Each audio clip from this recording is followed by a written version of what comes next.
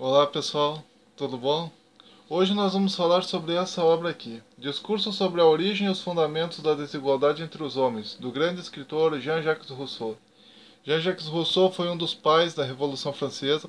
A obra O Contrato Social, que nós já abordamos aqui nesse canal, ela foi considerada uma das obras que mais promoveu os ideais da Revolução Francesa. O contrato social era lido, inclusive, em praça pública pelos revolucionários. Então, o Jean-Jacques Rousseau ele foi um dos homens que teve uma importância gigantesca na história. Nós já abordamos aqui do Jean-Jacques Rousseau o contrato social e também aquela obra O Caminhante Solitário, né, do Jean-Jacques Rousseau. Essa é a última obra do Jean-Jacques Rousseau que nós abordaremos nesse canal. Discurso sobre a origem e os fundamentos da desigualdade entre os homens.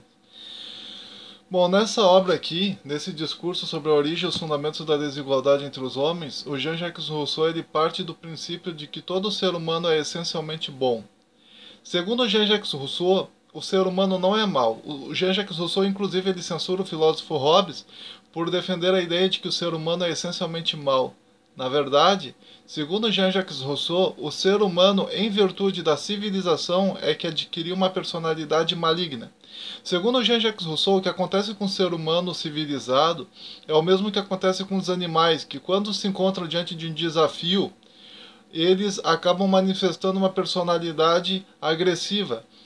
Mas essa não é a natureza verdadeira deles. A natureza verdadeira deles é, muitas vezes, ter uma personalidade pacífica.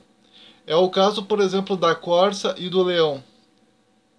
Uma corça é um animalzinho tranquilo, que não agride ninguém, é um animalzinho herbívoro, mas quando um leão vai atacá-lo, muitas vezes a corça, né, junto em bando com outras corças, ela se defende, né, através de coices. Mas isso não é o natural da corça. O natural da corça é ser um animalzinho calmo, pacífico. Então, o ser humano, assim como a corça, ele é um ser que a essência dele é boa, mas que infelizmente a maioria das pessoas conhece os seres humanos apenas em situações calamitosas, ou em situações de grande prejuízo pessoal, ou em situações de depressão, ou em situações de ódio, ou em situações, enfim.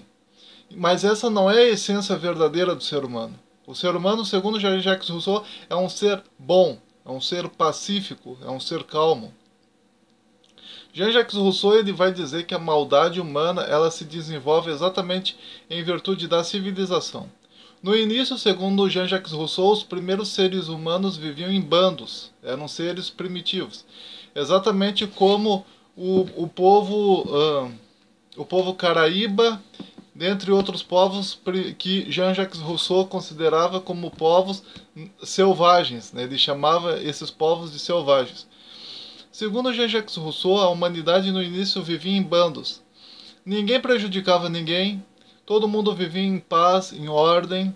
As pessoas apenas buscavam alimento, as pessoas apenas buscavam comida para si, para satisfazer a sua necessidade momentânea, aquela necessidade ali daquele momento. Ninguém ajuntava comida a mais para sobrar para o outro dia, por exemplo. Não, as pessoas se preocupavam em se alimentar apenas com o necessário para aquele momento. Então, o que acontece é que, após algum tempo, inclusive não havia nem o conceito de família. Tá? O conceito de família é um homem, uma mulher, não havia. Não havia o conceito de propriedade privada, não havia também. Segundo Jean-Jacques Rousseau, e essas palavras de Jean-Jacques Rousseau, elas são muito, digamos assim, muito profundas, né?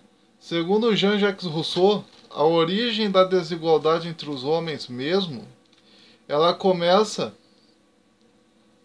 quando um homem, seja ele quem for, tá? Seja ele quem for, ele pega um conjunto de madeiras, de toras, e ele finca no chão essas toras. E, em virtude disso, em virtude dessa divisão que ele faz, ele pega aquele ambiente na qual ele havia colocado as toras, naquela parte de terra em que ele havia colocado as toras, e ele diz para todo mundo: essa parte agora é minha. Isso que está aqui é meu. E é a partir daí que surge o conceito de propriedade privada, e é a partir daí que, segundo Jean-Jacques Rousseau, surge o princípio básico da desigualdade entre os seres humanos. A partir da hora em que um homem ele pega e separa para si um conjunto de terra e diz para todos os outros: essa parte de terra é minha, eu não quero que ninguém coloque os pés aqui. A partir daquele momento surge o princípio da propriedade privada e, consequentemente, a desigualdade inicia-se ali. Eu vou ler um trechinho, né, o texto do Jean-Jacques Rousseau, né, esse sobre a desigualdade entre os homens. Ele é dividido em duas partes. No início da segunda parte ele diz o seguinte: o primeiro que, tendo cercado um terreno, se lembrou de dizer: isto é meu, e encontrou pessoas bastante simples para o acreditar, foi o verdadeiro fundador da sociedade civil. Quantos crimes, guerras, assassínios, misérias e horrores não teria poupado ao gênero humano aquele que, arrancando as estacas ou tapando os buracos, tivesse gritado aos seus semelhantes: livrai-vos de escutar este impostor, estareis perdidos se esquecerdes que os frutos são de todos e a terra é de ninguém. Parece, porém, que as coisas já tinham chegado ao ponto de não mais poder ficar como estavam, porque essa ideia de propriedade, dependendo muito de ideias anteriores que só puderam nascer sucessivamente, não se formou de repente no espírito humano. Foi preciso fazer muitos progressos, adquirir muita indústria e luzes, transmiti-las e aumentá-las de idade em idade, antes de chegar a esse último termo do estado de natureza. Então, Jean-Jacques Rousseau ele defendia, a partir da hora em que o primeiro ser humano pegou e fincou estacas no chão e disse: ó, essa parte aqui de terra é minha, unicamente minha e nada mais do que minha, e ele achou pessoas que tinham uma mentalidade simples a ponto de acreditar na mentira que ele estava contando. Foi a partir daí que surgiu o conceito de propriedade privada. Não demorou muito, aquele mesmo indivíduo pegou alguma mulher, separou das demais mulheres e disse: olha, essa daqui agora é minha. Ou pegou várias mulheres, colocou ali junto e disse: essas aqui agora são minhas, essas aqui são as minhas propriedades, digamos assim. A partir da hora em que isso aconteceu é que surgiu o conceito de propriedade privada e surgiu também o princípio da desigualdade entre as pessoas. Não havia desigualdade até então. A terra era de ninguém, a terra era de todos. Todos os indivíduos podiam plantar aonde quisessem, todos os indivíduos podiam colher o fruto da onde quisessem, todos os indivíduos poderiam caçar os animais que quisessem, todos os indivíduos podiam morar aonde quisessem, nada era de ninguém. Mas a partir da hora em que alguém vai lá e cria o conceito de propriedade privada, segundo Jean-Jacques Rousseau, aí inicia-se, portanto, a desigualdade. Então, o que acontece? O que acontece, segundo Jean-Jacques Rousseau, é que a partir da hora em que surge o conceito de propriedade privada, surge o meu versus o teu, com isso, origina-se automaticamente a ideia de que alguns merecem receber mais do que outros, alguns merecem receber mais dinheiro do que outros porque alguns trabalham mais do que outros, ou porque alguns, mesmo não trabalhando mais a nível físico, trabalham mais a nível mental do que outros e, consequentemente, merecem mais, merecem uma quantia maior, merecem mais propriedades, mais bens. E aí começa a surgir a desigualdade. A desigualdade ela vai evoluindo a partir daí. Imediatamente começam a surgir grupos ricos e grupos pobres, os pobres não tendo as mesmas oportunidades que os ricos, e isso acaba automaticamente gerando toda a situação de preconceitos, de desigualdade, de pessoas se vendendo em troca de comida. Foi a partir daí. Então, no fundo, Jean-Jacques Rousseau ele diz assim, ó, foi a propriedade privada que fez com que o ser humano se tornasse mau. Segundo Jean-Jacques Rousseau, se tudo fosse de todos, se todas as propriedades fossem de todos, ninguém se sentiria na necessidade de roubar, então não haveria roubo. O roubo, roubar uma pessoa, o roubo, ele nasce exatamente da ideia de que eu não tenho com que sobreviver, ou eu não tenho o que eu considero suficiente, e então eu vou pegar do outro, porque eu acredito que aquele outro tem mais do que eu e isso não vai fazer falta para ele. Então é a necessidade da sobrevivência que faz nascer o roubo, é a necessidade da sobrevivência que faz nascer o homicídio, é a necessidade da sobrevivência que faz nascer o parricídio, matricídio, é a necessidade da sobrevivência que faz surgir vários outros crimes e pecados que o ser humano comete em nome da sobrevivência, em nome do bem-estar.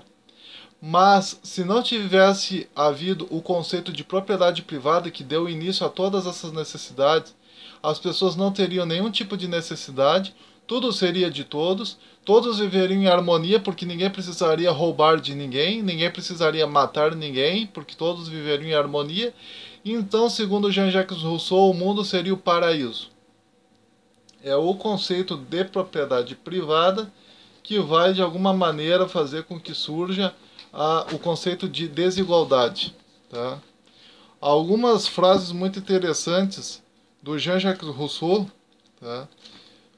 Por exemplo, em uma parte aqui, numa determinada página, o Jean-Jacques Rousseau diz o seguinte: semelhante à estátua de Glauco que o tempo, o mar e as tempestades tinham desfigurado, tanto que se assemelhava menos a um deus do que a um animal feroz, a alma humana, alterada no seio da sociedade por mil causas sempre renascentes, pela aquisição de uma multidão de reconhecimentos e de erros, pelas mudanças verificadas na constituição dos corpos e pelo choque contínuo das paixões, mudou, por assim dizer, de aparência, a ponto de ser quase irreconhecível. E nela só se encontra, em vez de um ser que age sempre por meio de princípios certos e invariáveis, em vez dessa celeste e majestosa simplicidade com a qual o seu autor a marcara, o disforme contraste da paixão que julga raciocinar e do entendimento em delírio. Então, segundo Jean-Jacques Rousseau, a partir da hora em que nasce o conceito de propriedade privada, nasce também a ideia de que eu devo mostrar aos outros o quanto eu sou bom, porque quanto mais eu mostro para os outros o quanto eu sou bom, mais direitos eu vou ter aos alimentos, aos bens, enfim, ao bem-estar pessoal. E aí vai surgir a ideia da avareza, aí vai surgir a ideia do ódio, aí vai surgir a ideia da inveja, aí vai surgir todos os vícios que nós conhecemos. Mas se não houvesse propriedade privada, segundo Jean-Jacques Rousseau, tais vícios e tais erros e tais pecados e tais crimes jamais ocorreriam. Porque, segundo Jean-Jacques Rousseau, o homem é essencialmente bom, o ser humano é essencialmente bom. O ser humano em seu estado de natureza é bom. É a sociedade criada sobre as bases da propriedade privada que, exatamente obrigando alguns seres humanos a competirem com outros o tempo todo em busca de prestígio, de poder, de bem-estar, de alimentos, de roupa, etc., acaba desenvolvendo no homem uma alma perversa, acaba desenvolvendo no ser humano uma personalidade maligna, acaba fazendo com que o homem, mesmo não sendo mal, se comporte como se fosse mal. E segundo Jean-Jacques Rousseau, é por isso que alguns autores erroneamente interpretam a essência humana como sendo má, assim como Hobbes fazia. Então, o Jean-Jacques Rousseau dizia: o erro de Hobbes, o erro do filósofo Hobbes, é ver o ser humano a partir da sociedade, ou seja, ver o ser humano já vivendo em sociedade, e a partir daquilo que se verificou do ser humano após o ser humano ter vivido em sociedade, o indivíduo acredita que pode mentalmente imaginar esse mesmo ser humano vivendo em estado de natureza, quando, infelizmente, muitas vezes o que ele está fazendo é que a pessoa imaginando que a pessoa ainda está dentro de uma sociedade, tá? E não no seu estado de natureza como deveria. Jean-Jacques Rousseau diz o seguinte: dessa maneira, não se é obrigado a fazer do homem um filósofo, em lugar de fazer dele um homem. Seus deveres para com outrem não lhe são ditados unicamente pelas tardias lições da sabedoria, e enquanto não resistir ao impulso interior da comiseração, jamais fará mal a outro homem, nem mesmo a nenhum ser sensível, exceto no caso legítimo em que, achando-se a conservação interessada, é obrigado a dar preferência a si mesmo. Por esse meio, Por esse meio terminam também as antigas disputas sobre a participação dos animais na lei natural. Porque é claro que, desprovidos de luz e de liberdade, não podem reconhecer essa lei, mas unidos de algum modo à nossa natureza pela sensibilidade de que são dotados, julgar-se-á que devem também participar do direito natural, e que o homem está obrigado para com eles a certa espécie de deveres. Parece, com efeito, que se sou obrigado a não fazer nenhum mal a meu semelhante, é menos porque ele é um ser racional do que porque é um ser sensível, qualidade que, sendo comum ao animal e ao homem, deve ao menos dar a um o direito de não ser maltratado inutilmente pelo outro. Mais tarde, o Jean-Jacques Rousseau nos declara o seguinte: concebo na espécie humana duas espécies de desigualdade. Uma que chamam de natural ou física, porque é estabelecida pela natureza e que consiste na diferença das idades, da saúde, das forças do corpo e das qualidades do espírito ou da alma. A outra, que se pode chamar de desigualdade moral ou política, porque depende de uma espécie de convenção e que é estabelecida, ou pelo menos autorizada pelo consentimento dos homens. Consiste esta nos diferentes privilégios de que gozam alguns com prejuízo dos outros, como ser mais ricos, mais honrados, mais poderosos do que os outros, ou mesmo fazerem-se obedecer por eles.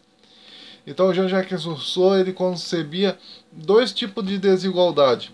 Uma que ele considerava como natural, tá?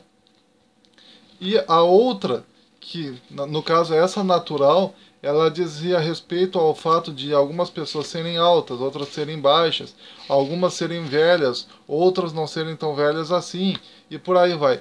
Essa desigualdade natural, Jean-Jacques Rousseau dizia que ela não era boa e nem má, tá? Porque ela é natural, né? Umas pessoas são mais altas, outras são mais baixas. Uns nascem homens, outros nascem mulheres. Uns nascem num país, outros nascem no outro. O Jean-Jacques Rousseau concebia essa desigualdade como sendo natural, tá? Portanto neutra. A desigualdade contra a qual o Jean-Jacques Rousseau lutava é contra a desigualdade moral e social, tá? Que é algo criado pelo ser humano em virtude de uma concepção econômica e filosófica podre, que é a da propriedade privada, que acaba gerando todos os vícios, segundo Jean-Jacques Rousseau. Em outra página ele declara: enfim, por útil que possa ser entre nós a medicina bem administrada, é sempre certo que, se o selvagem doente, abandonado a si mesmo, nada tem que esperar senão da natureza, em compensação nada tem que temer senão de seu mal, o que muitas vezes torna a sua situação preferível à nossa. O Jean-Jacques Rousseau ele dizia: os selvagens, que não têm a nossa medicina, não têm os nossos remédios, alimentam-se unicamente daquilo que a natureza produz. Quando ficam doentes, fazem chás. Quando ficam doentes, comem frutos. Quando ficam doentes, comem algum tipo de alimento natural.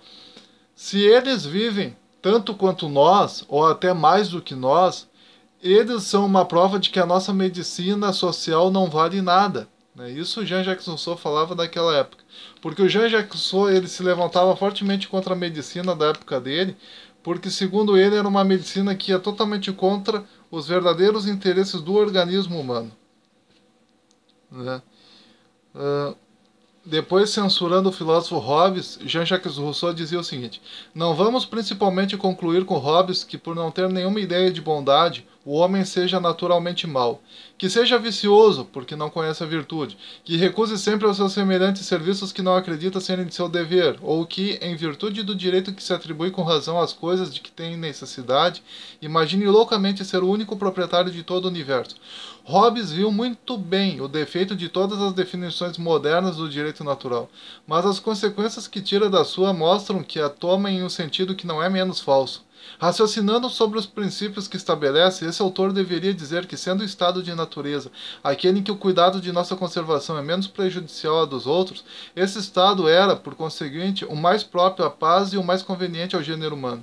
Diz precisamente o contrário, por ter feito entrar fora de propósito no cuidado da conservação do homem selvagem a necessidade de satisfazer uma multidão de paixões que são obra da sociedade e que tornaram necessárias a lei. O mal, diz ele, é uma criança robusta. Resta saber se o selvagem é uma criança robusta também. Então, o Jean-Jacques Rousseau ele se levanta fortemente contra Hobbes, porque o Hobbes, segundo Jean-Jacques Rousseau, o grande erro do Hobbes em conceber o homem como mal era que o Hobbes pegava os vícios que a sociedade tinha colocado no homem E o Hobbes não sabia diferenciar o mal natural, ou a essência do ser humano como má, daqueles vícios que a sociedade já havia colocado no homem. Então o Hobbes, de alguma maneira, ele concebia o homem selvagem como tendo os mesmos vícios que o homem civilizado possui. Tá? Vícios esses que a sociedade colocou no homem, que não pertencem ao homem em essência. Depois ele diz assim, ó, e pois coisa incontestável que o próprio amor, como todas as outras paixões, só na sociedade adquiriu esse ardor impetuoso que tantas vezes o torna funesto aos homens. E é tanto mais ridículo imaginar os selvagens como se estrangulando sem cessar para saciar a sua brutalidade, quanto essa opinião é diretamente contrária à experiência. E os caraíbas, de todos os povos existentes, o que até aqui menos se afastou do estado de natureza, são precisamente os mais pacíficos nos seus amores e os menos sujeitos ao ciúme, embora vivendo num clima escaldante, que parece dar a essas paixões uma atividade cada vez maior. Então Jean-Jacques Rousseau ele vai usar muito o exemplo dos caraíbas, que era um povo que o Jean-Jacques Rousseau considerava como primitivo, e que era um povo extremamente pacífico, um povo que não matava ninguém, não prejudicava ninguém, não fazia o mal contra ninguém. E, exatamente em decorrência disso, Jean-Jacques Rousseau dizia: se os caraíbas, eles são um povo selvagem e ao mesmo tempo pacífico, isso por si só já mostra que foi a sociedade que implantou no homem, a sociedade atual com a sua propriedade privada, que implantou no homem o conceito do mal, né? O vício, propriamente dito, os vícios, as imoralidades. Segundo Jean-Jacques Rousseau, foi a sociedade que implantou no homem as imoralidades, os vícios. Quando eu falo aqui sobre vícios, eu falo à luz das ideias do Jean-Jacques Rousseau e de outros filósofos daquela época. Vício, para eles, era no sentido de vício moral, comportamentos imorais. Isso é que para eles era um vício. Porque para eles, quando você se comporta de maneira imoral, você se acostuma e isso acaba virando um vício. Então eles já tratavam a imoralidade como sendo um vício que todo homem de bem deve abrir mão desses vícios. Interessante que em uma parte o Jean-Jacques Rousseau declara que, segundo o axioma do sábio Locke, não pode haver injúria onde não há propriedade. Tá? Então Jean-Jacques Rousseau ele se levanta muito mesmo contra o conceito de propriedade privada. A ideia de propriedade privada era algo muito ruim, né? Era algo verdadeiramente ruim na concepção dele. Depois, né, no finalzinho, tá? Eu não vou contar todas as ideias que o Jean-Jacques Rousseau nos apresenta aqui, tá? Porque muitas dessas ideias são... acabariam dando um vídeo de mais de 1 hora. Mas o Jean-Jacques Rousseau ele cita um caso muito interessante. Ele diz o seguinte para nós: as transformações que um longo hábito de caminhar sobre 2 pés pode produzir na conformação do homem, as relações que ainda se observam entre os seus braços e as pernas anteriores dos quadrúpedes e a indução tirada de sua maneira de andar, puderam fazer nascer dúvidas sobre a que nos devia ser mais natural. Todas as crianças começam a dar de 4 pés e têm necessidade do nosso exemplo e das nossas lições para aprender a se manter de pé. Há mesmo nações selvagens, tais como os Hotentotes, que descuidam muito das crianças ou as deixam caminhar com as mãos tanto tempo que depois têm muita dificuldade de se levantar. Assim também acontece com os filhos dos Caraíbas, nas Antilhas. Há diversos exemplos de homens quadrúpedes, e eu poderia citar entre outros o da criança que foi encontrada em 1344 perto de Récio, onde havia sido nutrida por lobos, e que dizia depois na corte do príncipe Henrique que se não fosse este, teria preferido voltar para junto deles a viver entre os homens. Adquirira de tal modo o hábito de andar como esses animais que foi preciso lhe amarrar em peças de madeira que a forçassem a se manter de pé e equilibrando-se nos 2 pés. Aconteceu o mesmo com a criança que foi encontrada em 1694 nas florestas da Lituânia, e que vivia entre ursos. Não dava, diz Condillac, nenhum sinal de razão, caminhava com pés e mãos, não possuía nenhuma inteligência, e formava sons que em nada se assemelhavam aos do homem. O pequeno selvagem de Hanover, que foi conduzido há muitos anos para a corte da Inglaterra, teve todos os sofrimentos do mundo ao se sujeitar a caminhar sobre os 2 pés. E encontraram-se em 1719 2 outros selvagens nos Pirineus, que corriam pelas montanhas à maneira de quadrúpedes. Quanto a que se poderia objetar, que é privar-se do uso das mãos do que tiramos tantas vantagens, além do exemplo dos macacos que nos mostra que a mão pode muito bem ser empregada das duas maneiras, isso provaria somente que o homem pode dar a seus membros um destino mais cômodo do que o da natureza, e não que a natureza destinou o homem a andar de modo diferente do que ensina. Então aqui o Jean-Jacques Rousseau, ele está dizendo para nós que essa questão de saber qual é a verdadeira essência do ser humano é muito complicada, porque como os seres humanos eles passaram a viver em sociedade, a sociedade implantou tantas ideias na cabeça do homem, criou tantos vícios, tantas falsas virtudes, tantas ideias, tantas filosofias, tantas maneiras de ver, tantas cosmovisões, tantas formas de pensar, tantas formas de se comportar, tantas formas de agir, tantos gostos culinários, tantas coisas, que é difícil de tu esquadrinhar no ser humano civilizado o que seria o ser humano em um estado não civilizado, em um estado de natureza, em um estado selvagem. Então o máximo que nós podemos fazer, segundo Jean-Jacques Rousseau, é ver os selvagens, os caraíbas das Antilhas e outros povos que não tiveram contato com a sociedade europeia, por exemplo. Por exemplo, a questão de andar com os dois pés não é algo natural do ser humano. Então o ser humano num estado de natureza, para quem não sabe, é uma situação em que o ser humano ele viveria selvagem, sem nenhuma sociedade impondo regras sobre ele, solto na mata, digamos assim, na floresta, na mata, enfim. E ali ele poderia expor a sua verdadeira essência, a sua verdadeira personalidade, o seu verdadeiro jeito de ser, de pensar, de se comportar, de agir. E muitos filósofos pensaram o que aconteceria se uma pessoa fosse criada no meio da mata, sem sociedade, sem linguagem, sem nada. Essa pessoa seria boa, seria má? Como é que ela seria? Como é que ela seria sem os vícios que a sociedade emprega ao homem? Tá? Então, essa questão do Jean-Jacques Rousseau, de que o ser humano não é mau, muitas vezes as pessoas até se questionam.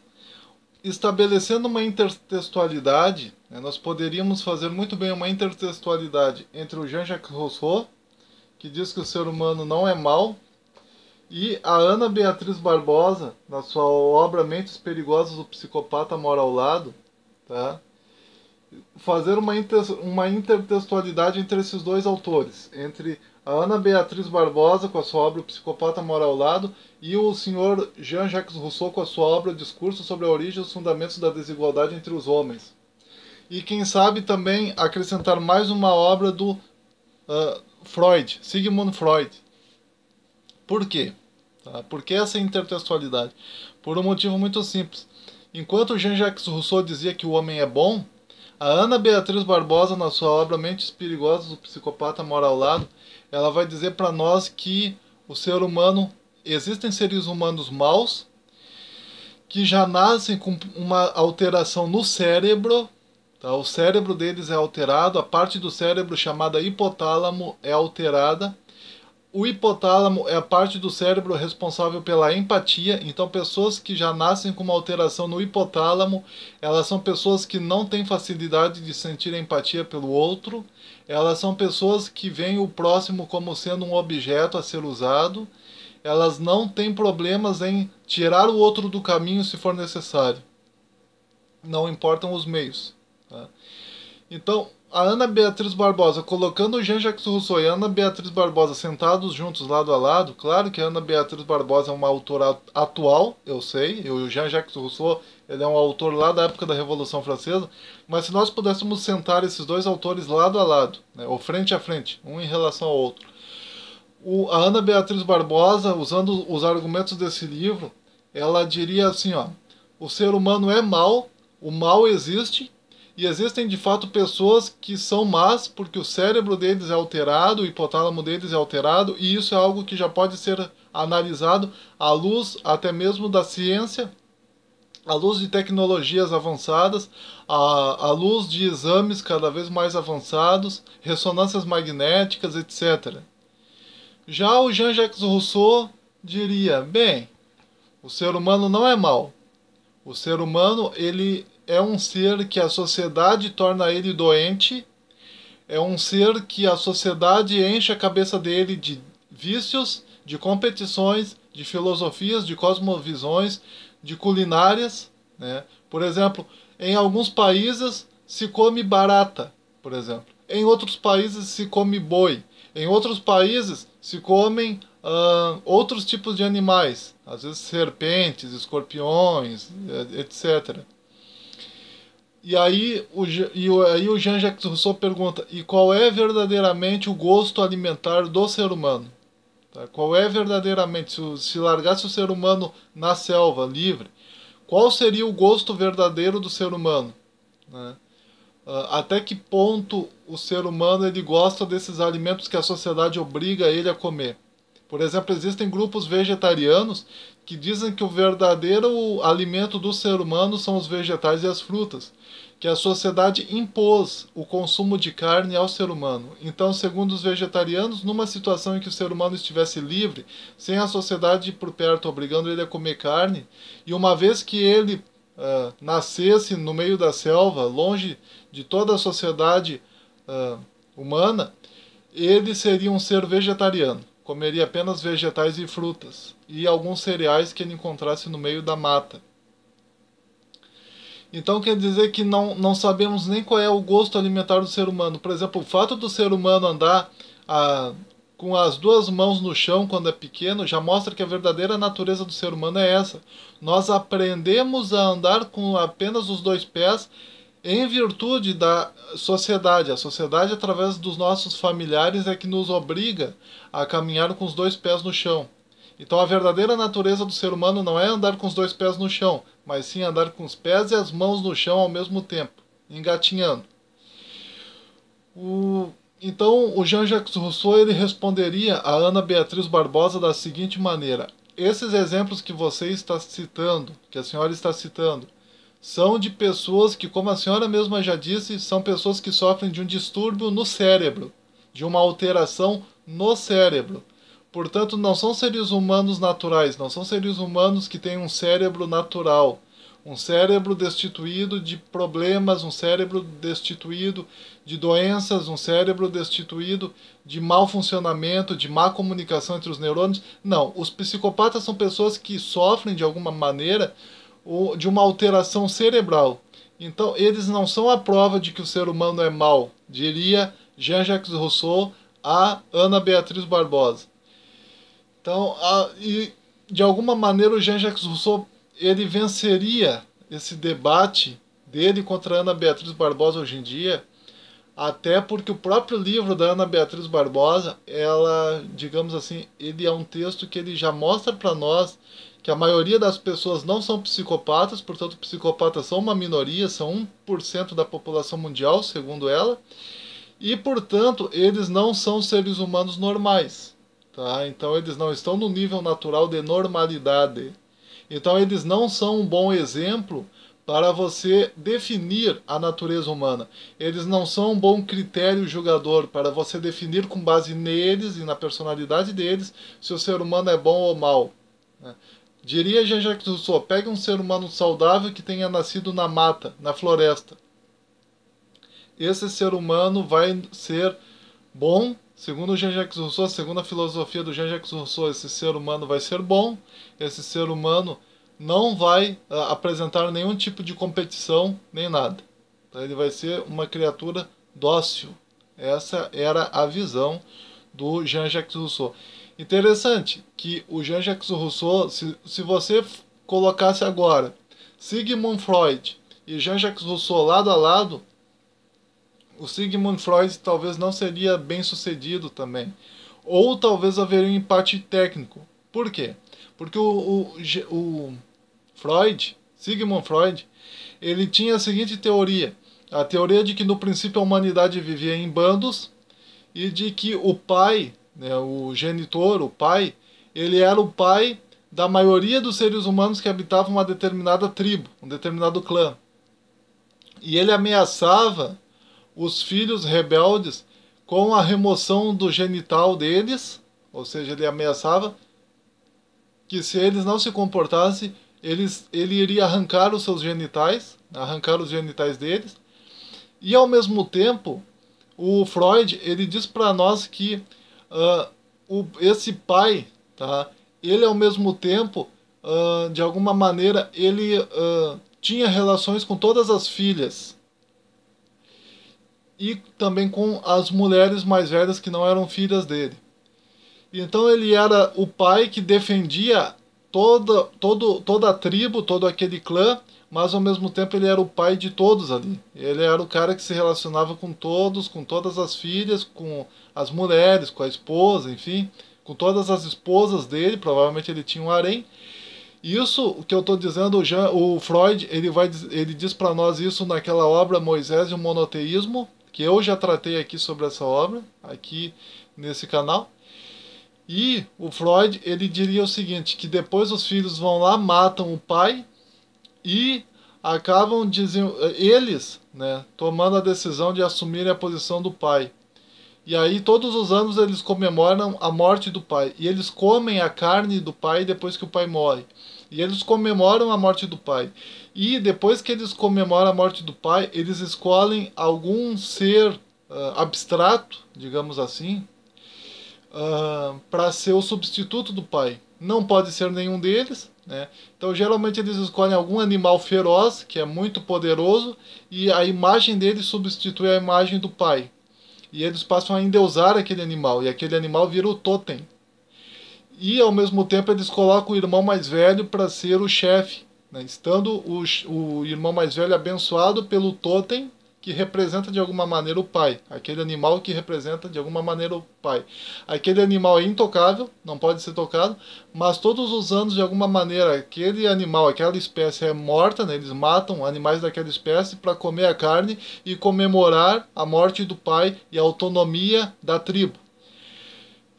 No caso, depois de um tempo eles passam a endeusar o irmão primogênito que morre, né? E aí já sai do ciclo do totem animal para o totem humano, digamos assim, já deixam de endeusar animal para endeusar o ser humano.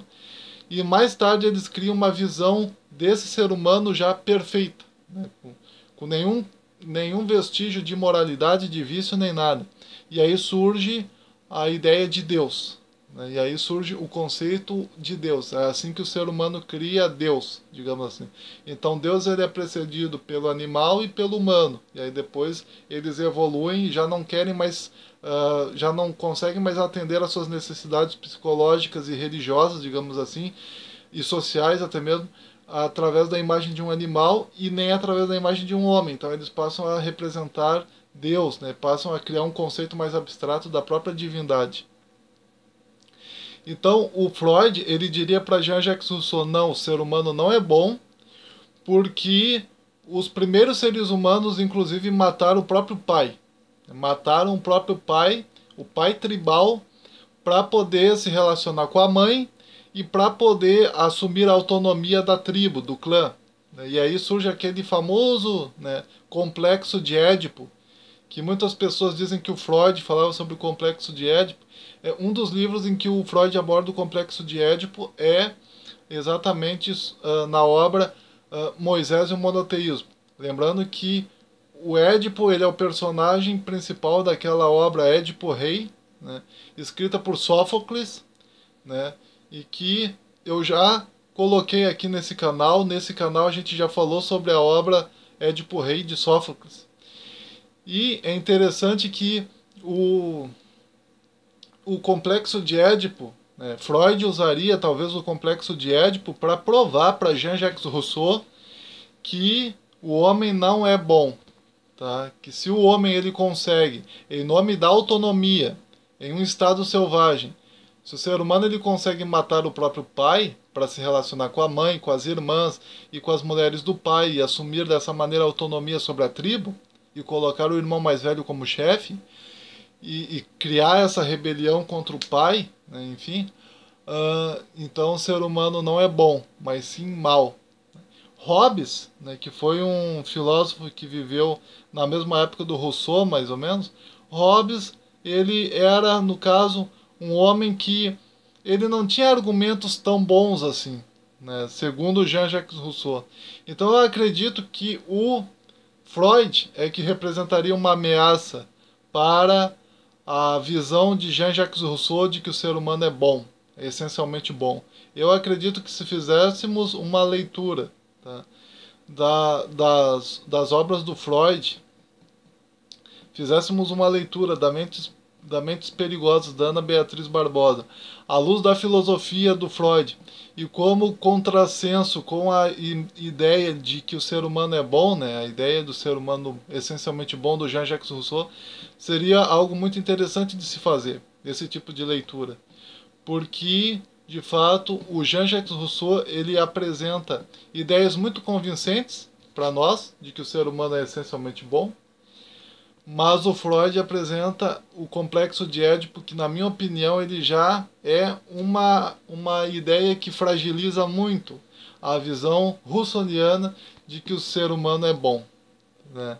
O próprio fato de existir o complexo de Édipo já seria uma prova de que o ser humano não é bom, porque o complexo de Édipo nasce na filosofia de Freud, exatamente com aquela imagem do homem selvagem, a mesma imagem de homem selvagem que o Jean-Jacques Rousseau tem aqui.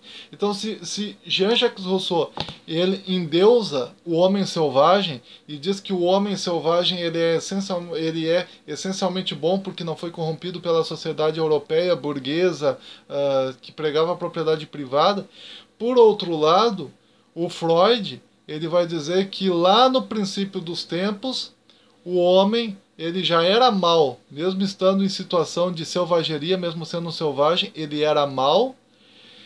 E lembrando que foi exatamente esse homem mau que criou a sociedade europeia. Então, como é que a sociedade seria má se o ser humano fosse essencialmente bom? Talvez o Freud largaria essa na cara do Jean-Jacques Rousseau e o Jean-Jacques Rousseau ficaria muito sem ter o que fazer, né?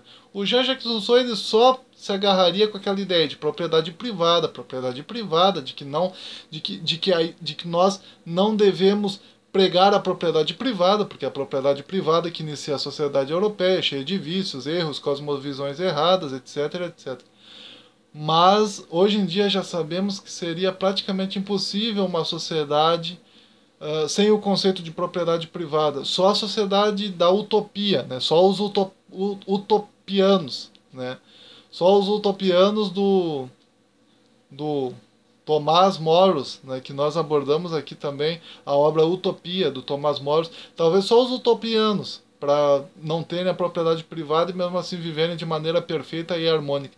Na vida real, na prática, o comunismo do Joseph Stalin, na Rússia, tentou manter uma sociedade sem propriedade privada, mas mais tarde se descobriu que até mesmo na Rússia comunista do Joseph Stalin havia alguns níveis de propriedade privada, embora não fosse para todos, mas alguns grupos mais achegados ao próprio Joseph Stalin partilhavam de propriedades privadas e até mesmo bancos.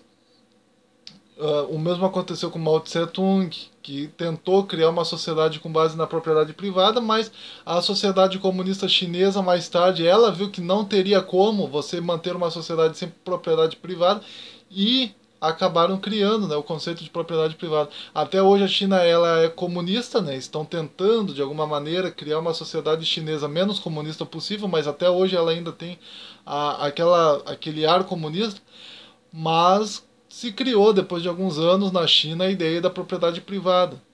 Então, não tem como tu criar uma sociedade sem propriedade privada. A própria maneira, aquela ideia de uma sociedade sem propriedade privada, onde todo mundo ganha a mesma quantia em dinheiro, onde ninguém precisa se preocupar muito com nada, é uma ideia utópica. Tá? É uma ideia utópica que muitas pessoas tentaram na vida real, mas não conseguiram. Seria necessário um Estado muito forte e pessoas que estivessem verdadeiramente em comunhão, digamos assim, para você criar verdadeiramente uma sociedade sem propriedade privada e em que todo mundo ganhasse a mesma quantia e não houvesse competições, nem inveja, nem nada. Tá? Então, é um livro fantástico, tá? É um livro pequeno, nessa versãozinha aqui, nessa edição aqui, tem 140 páginas, né, 137 páginas aproximadamente, 140 na verdade, 140 páginas. E no final o mais interessante é que o Jean-Jacques Rousseau ele coloca para nós um conjunto de notas, né, depois no finalzinho ele coloca para nós um conjunto de notas, tá? Que ele mesmo pede desculpa, né? É interessante que nas notas que o Jean-Jacques Rousseau coloca, né, ele pede desculpa, e ele diz, inclusive, que se você por acaso não quiser ler todas as notas dele, tá? Se você não quiser ler todas as notas dele, tu não vai perder nada. Tá? O Jean-Jacques Rousseau diz isso. Olha só o que ele diz, a advertência sobre as notas. Olha só o que ele diz sobre as notas finais do texto dele. Ele diz assim para nós: acrescentei algumas notas a esta obra, segundo o meu costume preguiçoso de trabalhar com interrupções. Essas notas, às vezes, se afastam muito do assunto, para que devam ser lidas com texto. Transportei-as, pois, para o fim do discurso, no qual procurei seguir, tanto quanto me foi possível, o caminho mais acertado.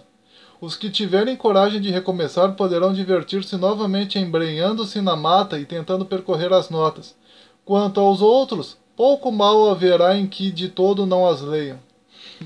Então, quer dizer, se tu quiser ler as notas que ele fez no final do livro dele, leia. Se tu não quiser ler as notas que ele fez no livro dele, tu não vai estar perdendo nada. É isso que ele mesmo declara.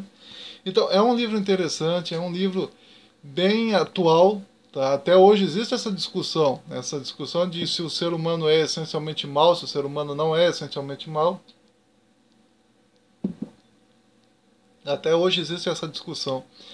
A ciência atual, né, a biologia, a arqueologia, a paleontologia, etc., etc., por mais que elas tenham conseguido de alguma maneira nos mostrar como se iniciou a espécie humana, como o ser humano se iniciou e se desenvolveu, ela não consegue, contudo, digamos assim, nos mostrar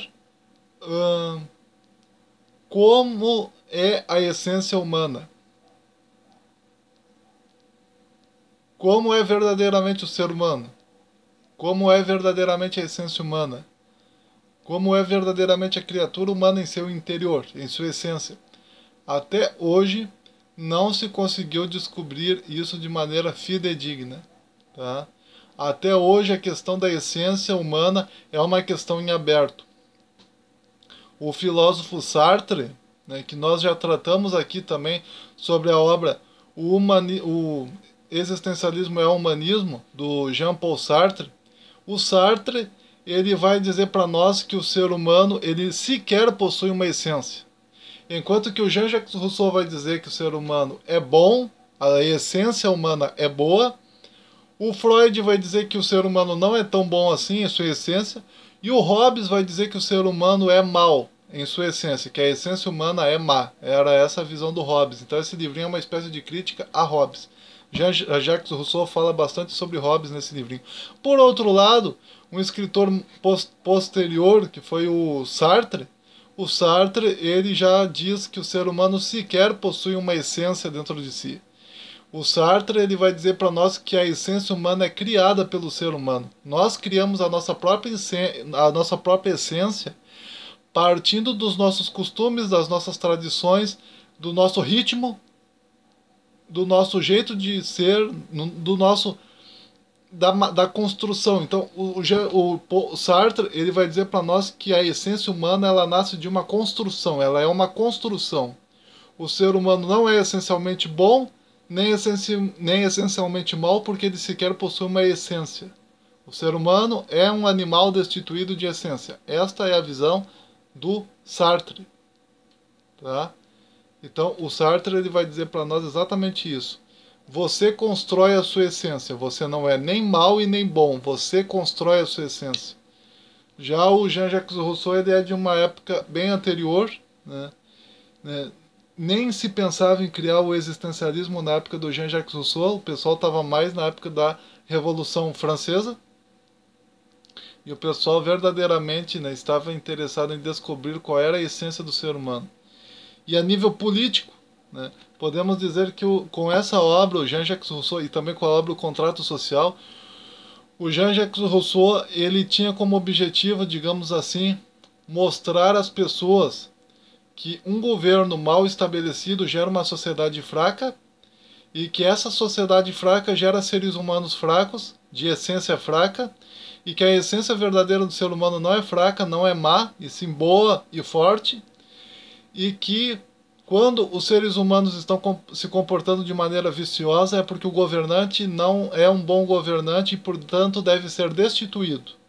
Deve ser destituído e deve um novo governo ser estabelecido no lugar. E foi exatamente com ideias semelhantes a essas que Jean-Jacques Rousseau foi um dos promotores da Revolução Francesa, ao lado do Voltaire, do Diderot, enfim, tá certo? Então tá aí, pessoal, mais um livrinho para nós, tá? Discurso sobre a origem e os fundamentos da desigualdade entre os homens, do grande escritor Jean-Jacques Rousseau. Tá? Obra essa publicada em 1755. Então compartilhe esse vídeo, dê o seu joinha, se inscreva, comente, divulgue e participe. Um forte abraço, até mais.